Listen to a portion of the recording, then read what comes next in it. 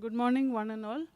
I'd like to thank all of you, the few delegates who have come this early in the morning. I'd also like to thank ASOS for the opportunity, Dr. Sheena especially.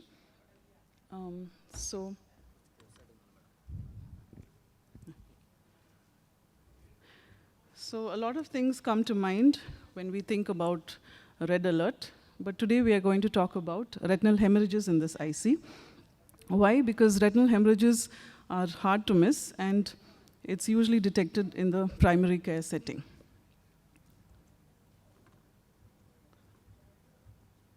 So my talk is just going to I'll just briefly tell you about why we need to know about the hemorrhages and the different types that we commonly see.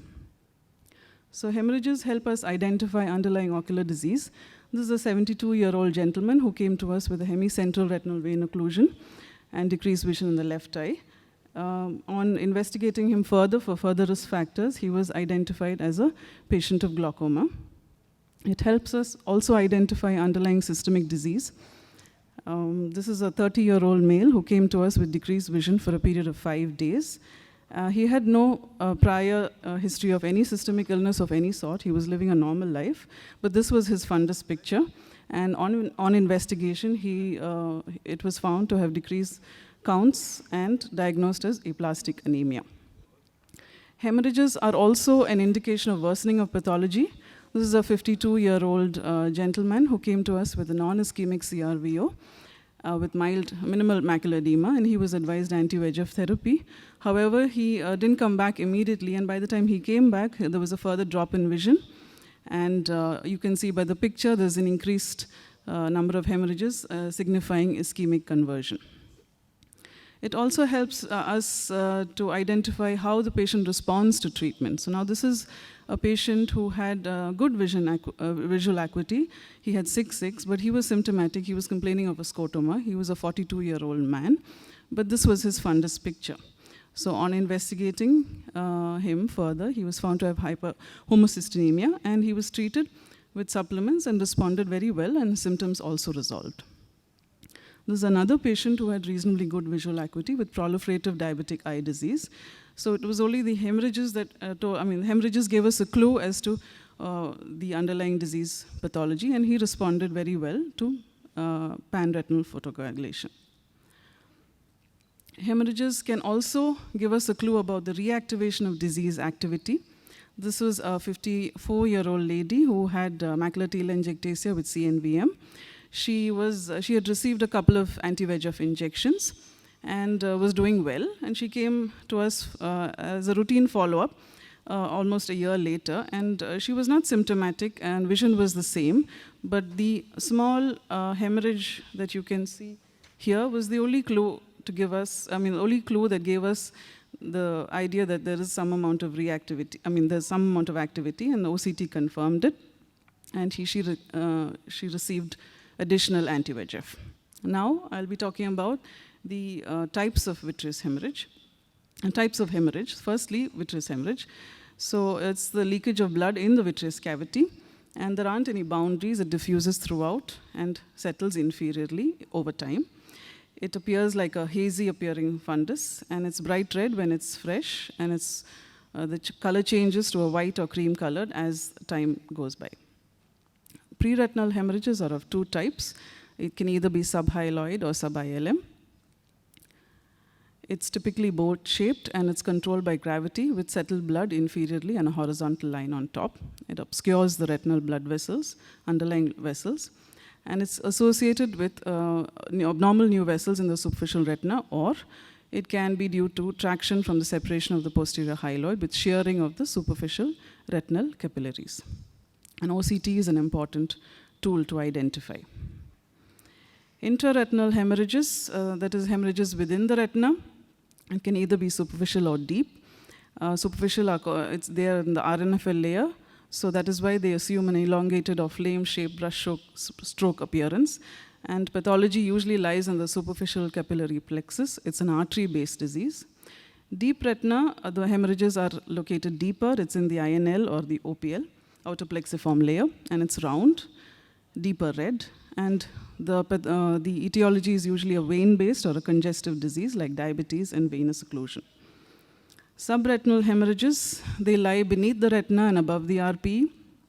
This is the OCT of the same patient showing the same, that is a hyperreflectivity below the retina.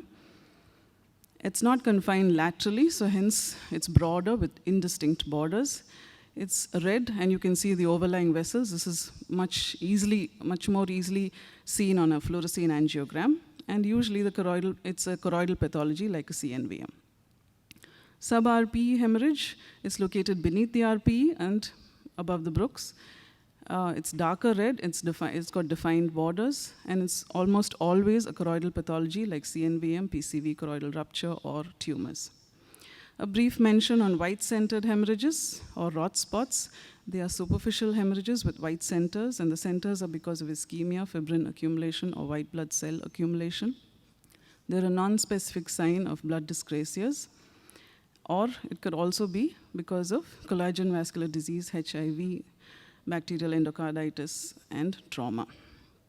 With this is just a brief introduction. We'll move on to the different types of hemorrhages located at different parts of the retina. And it is a great pleasure to introduce the next speaker, Dr. Shailaja.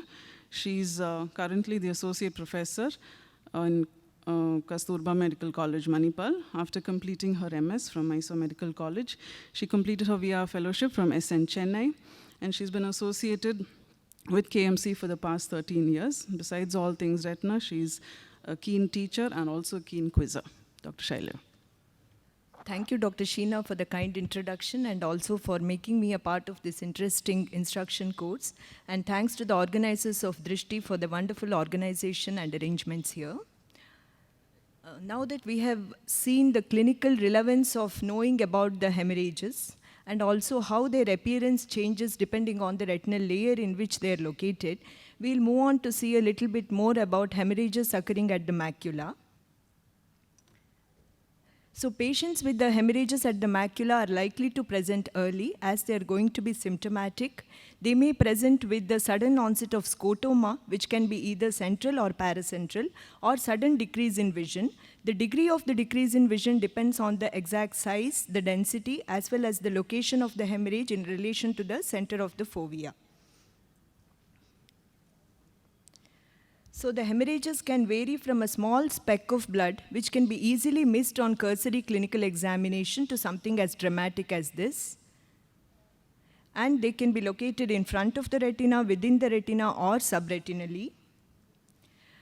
Coming to the pre-retinal hemorrhages, a variety of etiologies can lead to pre-retinal hemorrhages. They could be vascular causes like proliferative retinopathy, vascular occlusions, or systemic blood disorders, or trauma. Now, this is a 24-year-old male patient. He presented to us during the COVID time with a history of sudden blurring of vision in both the eyes, also with central scotoma. He was severely anemic with a hemoglobin of about 6 grams per deciliter, and he had received blood transfusion a few days ago. And on examination, you can see that there are boat-shaped hemorrhages in both the eyes, the level being slightly higher coming up to the center of the fovea in the left eye. Also note the venous tortuosity in both the eyes. So this is a typical picture of anemic retinopathy. And the patient underwent YAG hyaloidotomy in the left eye with the draining of the blood into the vitreous cavity and improvement in the visual acuity. The fundus picture improved with the increase in the hemoglobin level. This is a 40-year-old male patient with no other comorbidities. He presented with a sudden blurring and central scotoma after lifting heavy weight. So this is a typical Valsalva retinopathy with a large subhyaloid hemorrhage. Again, the patient underwent YAG hyaloidotomy with the draining of the blood and improvement in the visual acuity to 6.6 and 6. He was followed up for a period of 1 year without any further complications. This lady is a 75-year-old hypertensive patient who, after a bout of severe cough, developed sudden decrease in vision in the right eye. You can see a large area of pre-retinal hemorrhage. In this lady, we attempted hyaloidotomy twice, but it did not work, and so she was followed up for a period of almost 6 weeks. And one can see the change in the color of the blood indicating the alteration in the hemorrhage. At this juncture, she was offered surgical intervention, so she underwent vitrectomy, and intraoperatively the blood was found to be beneath the internal limiting membrane. So she underwent ILM peeling with the removal of the blood, and the visual acuity improved to 6/6 and one can also see a ram here which could have been the cause for the hemorrhage. This 24-year-old male patient had an RTA, following which he had an intracerebral as well as subarachnoid hemorrhage, and once he regained consciousness, was found to have decrease in vision in both the eyes. So this is a Terson syndrome with the vitreous as well as subhyaloid hemorrhage in both the eyes. Patient underwent sequential vitrectomy in the right eye followed by left eye with the improvement in visual acuity to 6/6. This is again a patient with the RAM where there is both subhyaloid as well as sub-ILM hemorrhage as evidenced by the OCT. So basically, when we think about the pre-retinal hemorrhage, we need to understand it could be either subhyaloid or sub-ILM. It's important to differentiate between the two because they behave slightly differently. The subhyaloid hemorrhages usually resolve faster and also are easily treatable by hyaloidotomy, whereas sub-ILM hemorrhage, if it does not resolve, will require surgical intervention. There are some clinical clues to help in the differentiation, mainly the presence of the ILM striae and the glistening appearance suggestive of the sub-ILM blood. Another important finding which has been recently reported is the presence of what is known as arcus retinalis, that is a semicircular whitish yellow arc which is typically seen in sub-ILM hemorrhages. OCT can be useful in differentiating the two. One can see two layers. There is a hyper-reflective, less reflective membrane which is suggestive of the hyaloid, and a more reflective membrane which is the ILM, and the hyporeflective underneath the area which is suggestive of the blood. Now we move on to the hemorrhages occurring within the retina. So many of the common vascular retinal disorders like diabetic retinopathy, retinal vascular occlusions can present with retinal hemorrhages in the macular area. Especially the macular branch retinal vein occlusion, you see the hemorrhages which are confined to the macular area. Another entity where one has to be extremely careful while examining the patient is the patients with the parafoveal telangiectasia. So this gentleman who had bilateral MACTEL was on follow-up for a long time. Right eye, he had received anti-VEGF for CNVM, came with metamorphopsia and decrease in vision in the left eye.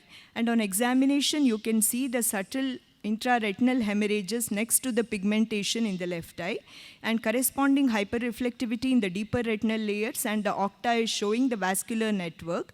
So in patients with parafoveal telangiectasia, the presence of intraretinal hemorrhages could be indicative of a subretinal neovascular membrane and a RAP lesion. Now we move on to the subretinal hemorrhages. So compared to all the other layers, the hemorrhages under the retina are likely to have the worst prognosis because the toxicity from the iron to the photoreceptors is going to take place even as a short duration as about a week. The commonest cause for subretinal hemorrhage is CNVM due to any cause, the commonest one still being ARMD. Other causes are PCV, retinal artery macroaneurysm, and trauma. So this is a 75-year-old gentleman. He's a writer and very dependent on his near vision. He came with a decrease in vision and metamorphopsia in the left eye. And one can see areas of subretinal hemorrhage adjacent to a grayish-white membrane, which is suggestive of a CNVM. And FFA showed the early hyperfluorescence with a late fuzzy appearance, suggestive of a classic CNVM. Patient received multiple anti-VEGFs and is maintaining reasonably good vision. This is another patient with a large CNVM and a streak of subretinal hemorrhage, and the octa showing the neovascular complex. And the post-treatment, one can nicely see the regression of the neovascularization on octa and corresponding resolution of the hemorrhages and scarring of the CNVM. So in patients who are receiving anti-VEGFs for treatment of neovascular membranes, the reappearance of the hemorrhage could be indicative of reactivation. So it is important to see these patients clinically also and not only rely on imaging. Now we move on to the most challenging part of subretinal hemorrhage, that is in myopes. So myopic patients, first of all, the clinical challenge is to clinically examine and to pick up the subtle hemorrhages. So this is an 18-year-old male patient, high myope in both the eyes, minus 18 diopters of myopia. He presented in 2021 with the sudden onset central scotoma. So you can see this faint coin-shaped hemorrhage in the right eye. And OCT showed corresponding hyperreflectivity in the deeper retinal layers. We waited for a month, there was no resolution, and then he underwent FFA. And on FFA, one can see blocked fluorescence corresponding to the hemorrhage without any CNVM. So he was offered observation, we observed, and he improved over a period of 2 months. Again, after a year later, he comes back with a similar complaint, and now one can see a hemorrhage at a different location, slightly inferior to the center of the fovea. And this time, as he did not improve despite waiting for a month, we repeated the FFA, and this time one can pick up the small neovascular membrane with the minimal leak. So in myopic patients, there are a lot of challenges in imaging also. So one should have a low threshold for asking for an FFA because these membranes may not show much of fluid and exudation on OCT. So the patient has received anti-VEGF and is doing well currently. And in a myope, the subretinal hemorrhage can either be due to CNVM or due to a lacquer's crack. Like in this picture, you can also see the lacquer's crack there, which could have resulted in the hemorrhage in the previous episode. So FFA is useful in these patients to evaluate. Now, the last point that I want to emphasize here is the management of subretinal hemorrhage. Like I already said, the prognosis is guarded in patients who have large areas of subretinal hemorrhage because most of these patients require early intervention. There are various treatment modalities that have been tried, starting from pneumatic displacement to intravitreal TPA injection and vitrectomy with subretinal TPA injection, all with combination of multiple anti-VEGF injections. All said and done, the outcomes remain variable, and most of the times the prognosis is guarded if the patient is not given the treatment at the right time. And sub-RPE hemorrhages are usually more deeper and they are not amenable to treatment modalities. Coming to the subretinal hemorrhage post-trauma, one needs to be very careful not to miss a choroidal rupture. Sometimes once the hemorrhage resolves, if the choroidal rupture is passing through the center of the fovea, then the visual prognosis is guarded. Also, these patients need to be on close follow-up because there is a risk of developing CNVM in future. Thus, to summarize, whenever you see patients with hemorrhages at the macula, you need to think of systemic conditions which could have led to that, ask for a detailed history of diabetes, hypertension, etc., history of any Valsalva manure. It's important to get a blood picture along with the peripheral blood smear because especially patients who have subhyaloid hemorrhage also have along with the anemia, they may also have thrombocytopenia because vitamin B12 deficiency is one of the underlying causes which is also required for thrombopoiesis. And YAG hyaloidotomy works very well in subhyaloid hemorrhages. Vitrectomy may be required for sub-ILM hemorrhage. In intraretinal hemorrhages, most of the times it is treating the cause and no specific treatment for the hemorrhage per se. And subretinal hemorrhages, you need to intervene early, especially if the hemorrhage is large and if the hemorrhage is having a more height. So these are the indicators of poor outcome following treatment. Thank you. Dr. Minija is the next speaker. She is currently a consultant in Shankara Eye Hospital, Bangalore. She heads the UVA department and also part of the Cataract and Medical Retina Services and has been a part of Shankara Eye Hospital for the past 20 years. Dr. Minija.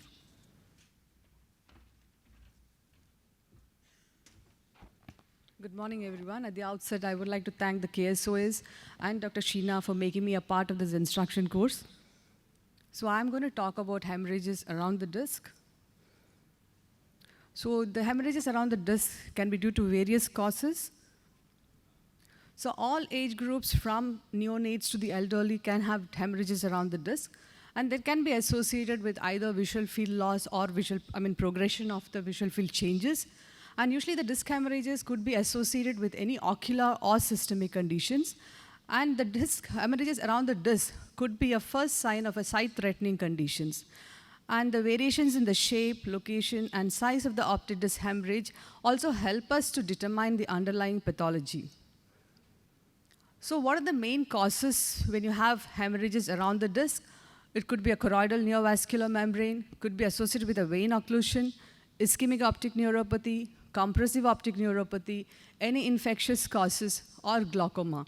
So I'll have a representative case series based on these causes to show you how it looks.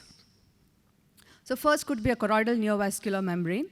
So this was a 66-year-old male, came with complaints of decreased vision right eye for 3 days. Visual acuity was 618 in the right eye. Anterior segment was within normal limits. On fundus examination, you can see a subretinal hemorrhage.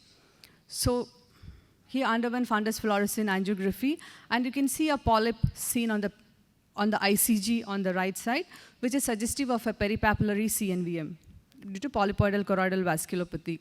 So this patient underwent anti-VEGF with TPA, and on 3 months follow-up, you can see the resolution of the hemorrhage and improvement in vision. There's another case of a 31-year-old female, came with decreased vision in the left eye. She's a known case of idiopathic thrombocytopenic purpura, and she had a hemorrhages around the disc. You can see the hard exudate with fluid in the macula. On fundus fluorescein angiography, what is so characteristic is the fluorescein cap sign, which is characteristic of cavernous hemangioma. So this patient underwent an intravitreal gas with anti-VEGF followed by photodynamic therapy, and there was improvement in vision. So this is another case of CNVM. On the octa, you can see the vascular network. This is another case, again, seeing a with hemorrhage around the disc, which is suggestive of the CNVM. So the commonest one cause could be a choroidal neovascular membrane, which you have to keep it in mind when you have this presentation like this. The next comes to the vein occlusions. This is very easy to diagnose because you have the other characteristic features like your dilated and tortuous vessels, and always depending on where is the location of the hemorrhages, as I've already mentioned, whether it is along the nasal side of the arcade or the temporal side, you know whether you're dealing with a hemiretinal vein occlusion. So this was the case of a 51-year-old male, present diabetic since 15 years, decrease in vision through counting fingers, RAPD. You can see the hemorrhages all along the inferior quadrant, suggestive of a hemiretinal vein occlusion. So this is a case of a 72-year-old male, hypertensive since 2 years, and the drop in vision in the left eye was 660. Anterior segment, there was neovascularization of the iris. You can see the disc is edematous, hemorrhages around the disc. All the vessels are dilated and tortuous, and the flame-shaped hemorrhages in all the quadrants there is an edema in the macula, cystoid macular edema. So this patient underwent anti-VEGF injection. So that is about vein occlusions. Now coming to optic nerve disease, I think this is more important in hemorrhages around the disc. So this was a 66-year-old male, came with decrease in vision, 3/60, diabetic and hypertensive. You can see a diffuse disc edema with a splinter-shaped hemorrhages. This is another case again, 61-year-old male, blurred vision since 1 week, diabetic since 8 months, decreased vision to 6/9. And this, you can see a sectoral disc edema inferiorly with superior altitudinal defect on HFA. This is another 53-year-old male, dimness of vision since 15 days, diabetic, hypertensive, drop in vision to counting fingers, color vision was affected, contrast intensity was down, RAPD. And this patient had diabetic changes of proliferative diabetic retinopathy, and you can see the characteristic altitudinal field defect on visual field, HFR. So what is so important, this is all cases of a non-arthritic ischemic optic neuropathy. So this can have a diffuse disc edema or a sectoral disc edema, and these patients are usually diabetic and hypertensive. And one more risk factor associated with non-AION is a crowding of the disc. So these patients are prone for non-arthritic AION, so you have to keep it in mind. So this is a 64-year-old female, decreased vision in 2 months with both the eyes, counting fingers. Patient had a history of right-sided glioblastoma, history of hypertension and hypothyroid. Anterior segment pupil was sluggishly reacting, rest was normal. This is a fundus feature, both eyes showing disc edema, hemorrhages around the disc, there is neovascularization, there is pre-retinal hemorrhage. So the glioblastoma is associated with an increased intracranial pressure, and which can cause disc papilledema. So this is characteristic of papilledema in this patient.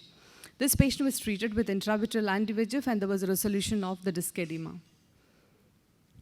Another cause is cerebral venous thrombosis. So this was a patient who presented to a decrease in vision. You can see the disc edema with hemorrhages around it, suggestive of papilledema.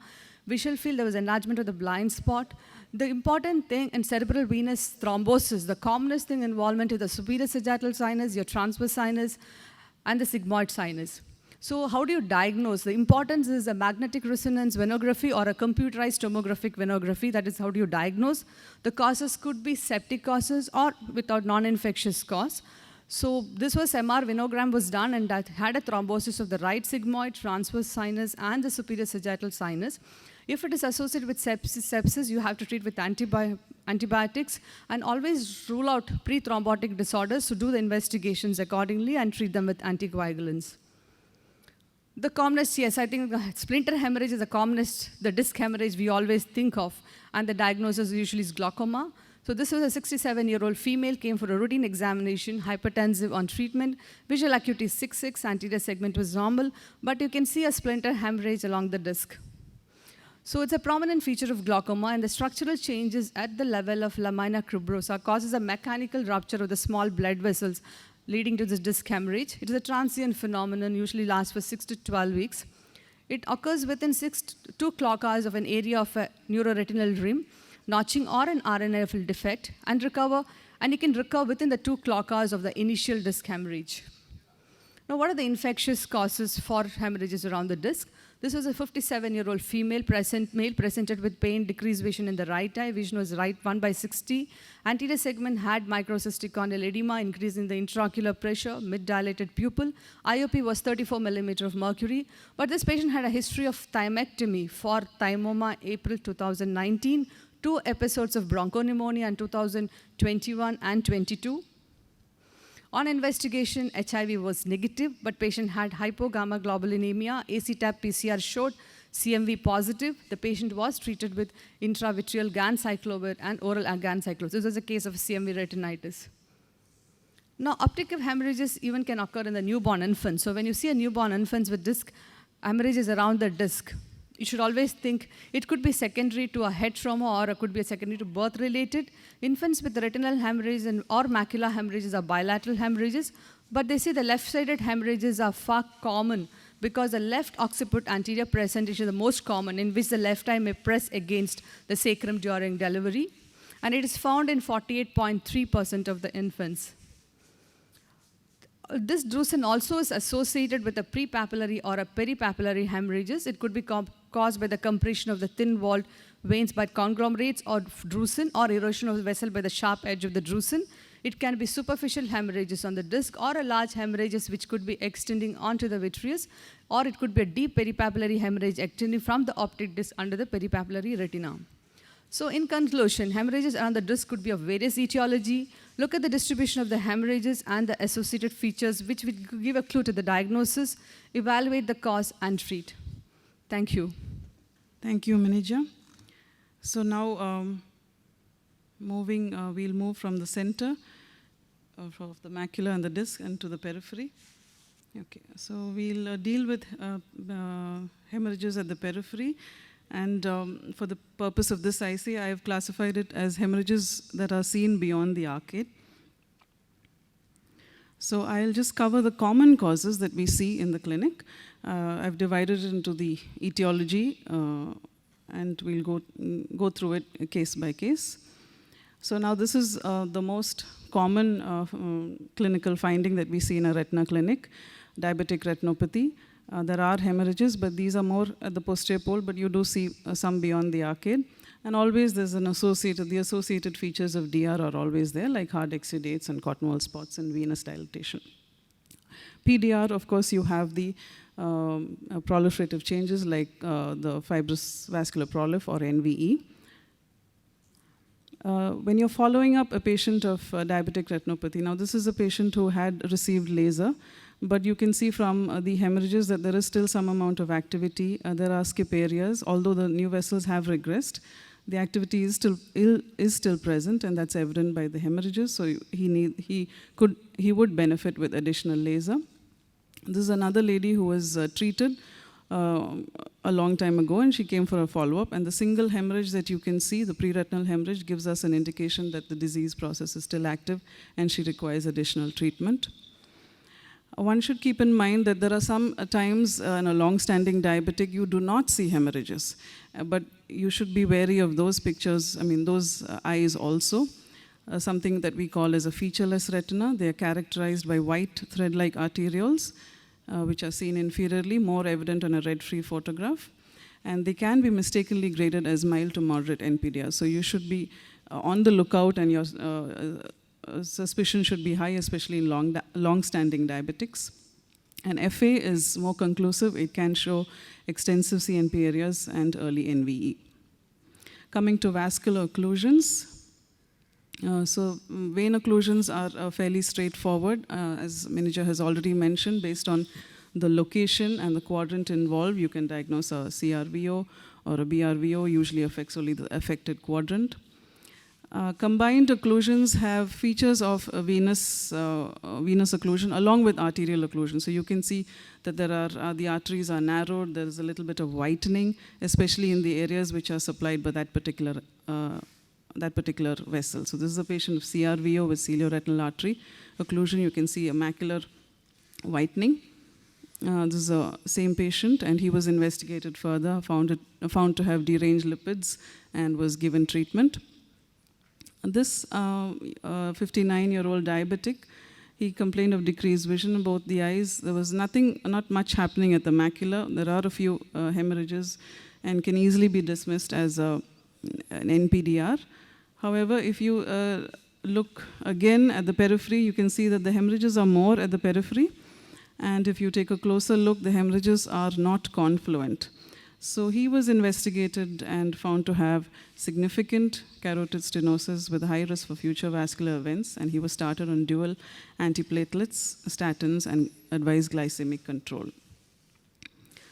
Ocular ischemic syndrome is better seen on a fluorescein, especially in case of a doubt. There you have a delayed arm to retina time, prolonged AV transit time, mid-peripheral hyperfluorescent microaneurysms, and hyperfluorescent disc, and staining of the vessel walls.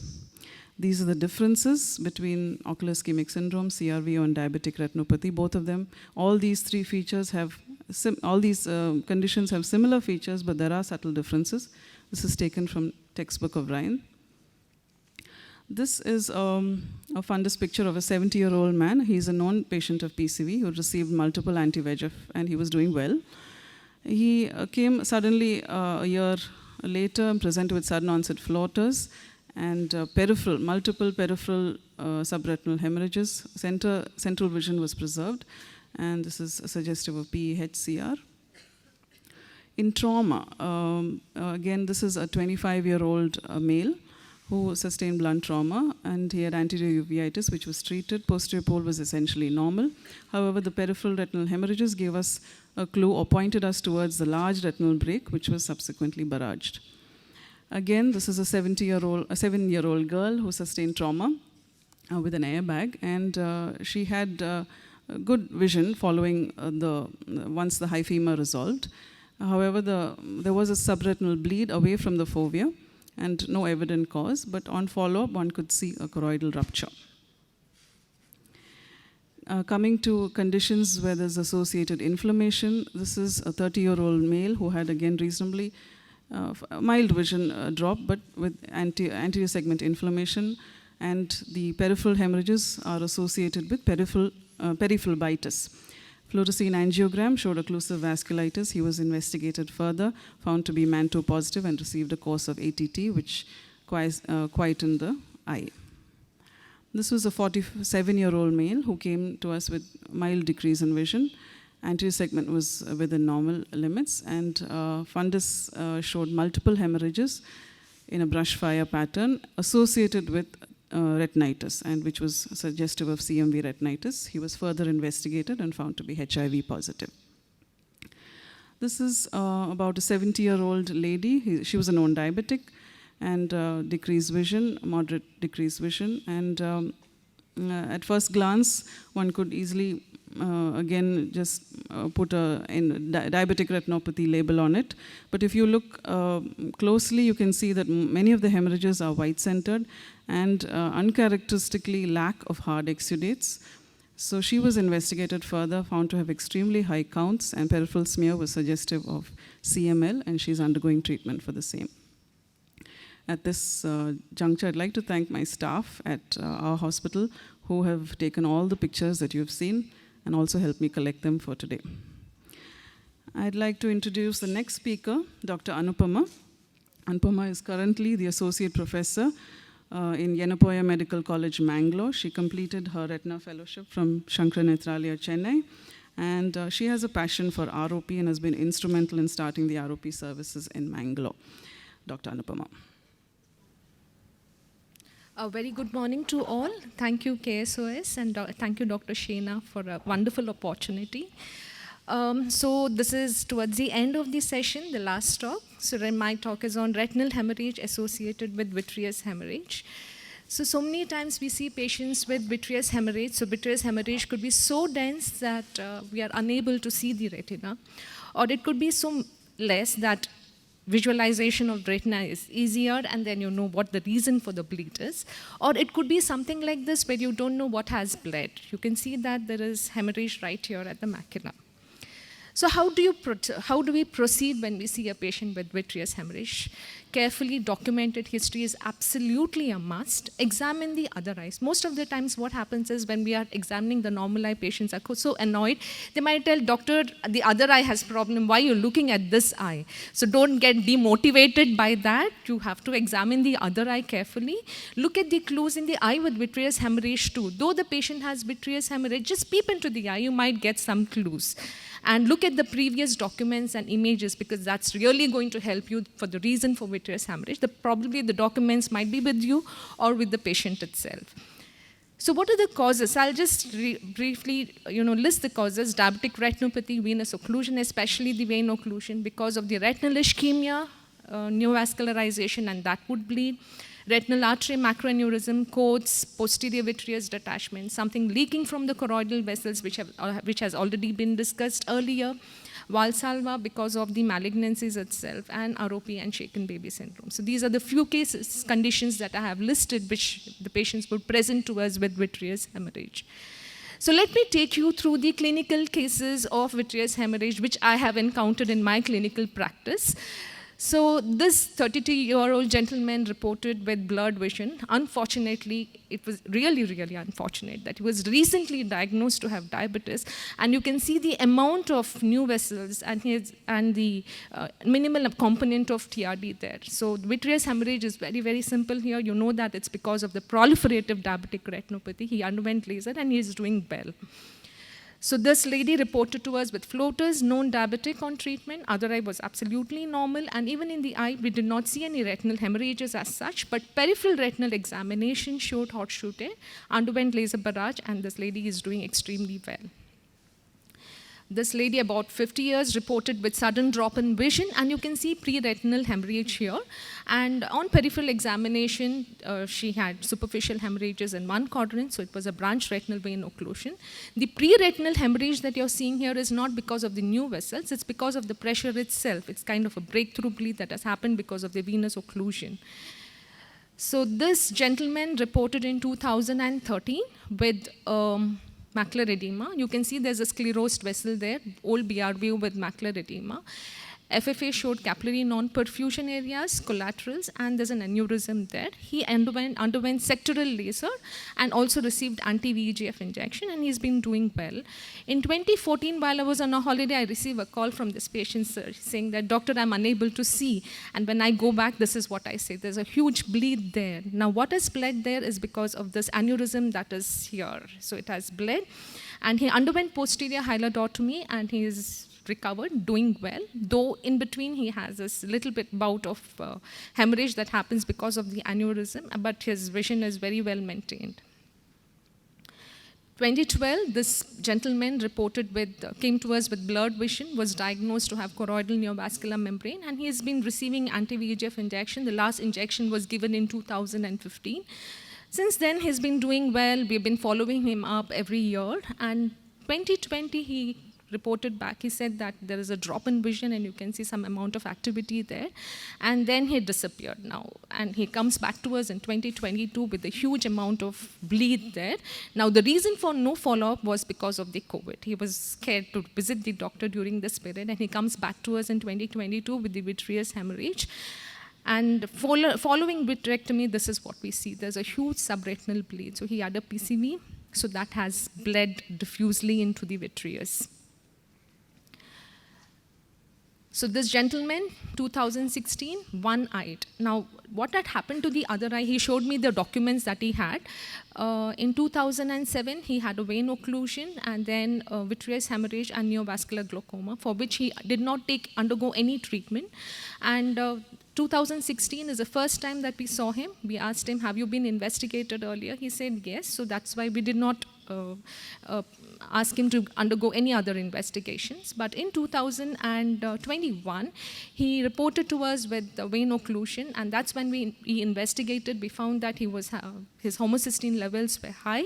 He was put on folic acid, and fortunately, by 2 to 4 weeks of initiation of folic acid, he did extremely well. So he did not receive any anti-VEGF injection. All he received was folic acid. So this lady reported to us with a sudden drop in vision with no perception of light, and that was in the right eye. So left eye, she had minimal amount of drusen. B-scan showed there was a huge mass there.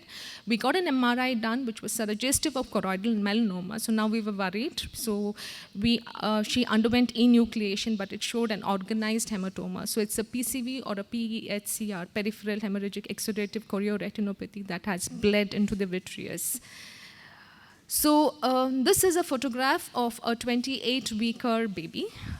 Baby was under follow-up, but unfortunately, the baby did not come on time, and this is what we saw. There was a huge bleed. My heart just stopped when I saw this bleed.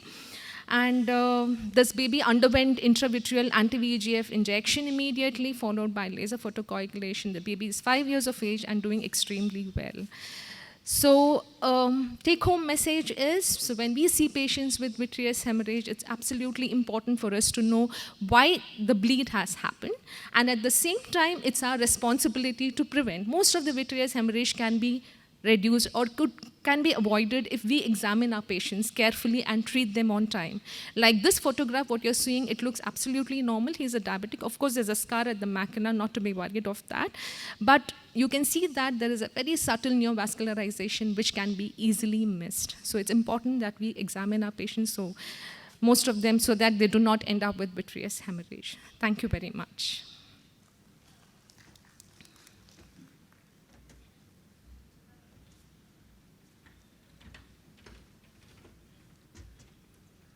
Thank you, Anupama. Dr. Lekha, is there anything that you...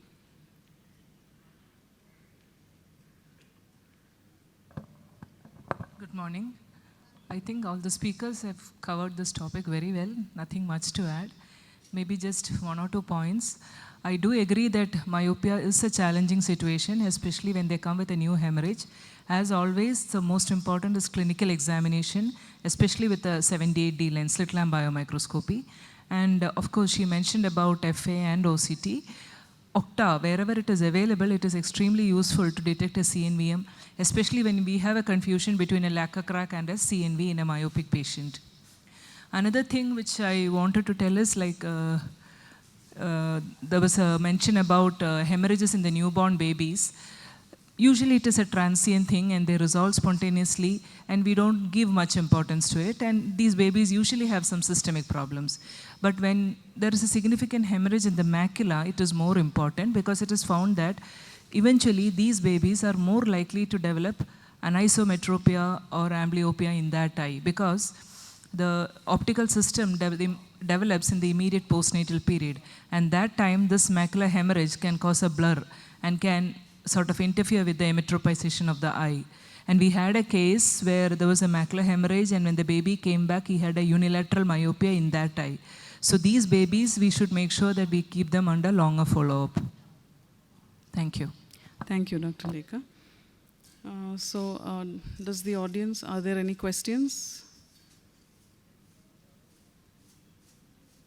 Okay, if there are none, I'll just close with a few points. It's important to have photographic documentation with red-free images because the red-free images bring out the hemorrhages in a better way, and important to follow up and document, look at the previous pictures and always compare if you're in doubt. The level of hemorrhage points to the underlying cause, so that's why it's important to know where exactly the hemorrhage lies and also the distribution within the retina.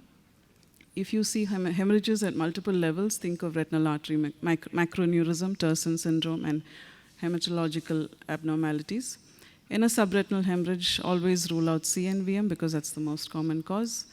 Large subretinal hemorrhages need early intervention because the heme causes,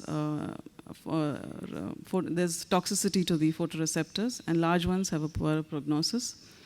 Symptomatic PVD with vitreous hemorrhage have a very high chance of retinal break, so always look for them. It's as high as 70%, the incidence of breaks. So if you don't see it in the first instance, look at it.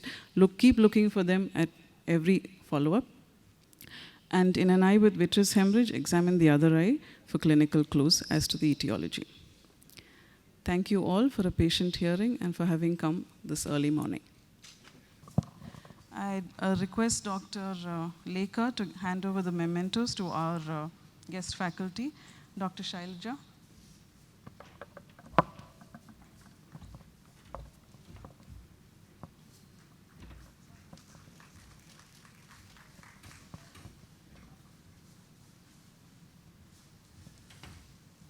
Dr. Anupama.